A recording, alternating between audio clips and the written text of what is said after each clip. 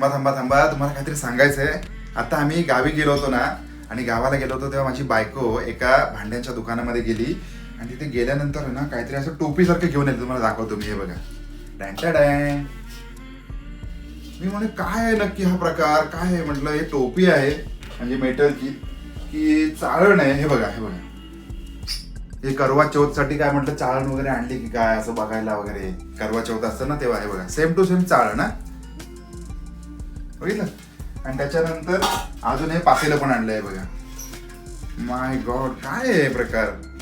आई शपथ, दिसायला ते एकदम भारी वाटतं, ऑथेंटिक आणि एकदम जुन्या काळातली वस्तू वाटते आहे ना. मला माहिती नाही, तिला विचारूया काय आहे ते.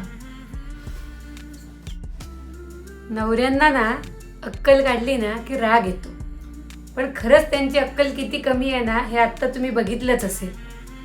हे बघा, हे काही टोपी बिपी नाहीये, ह्याला मोदक पात्र म्हणतात.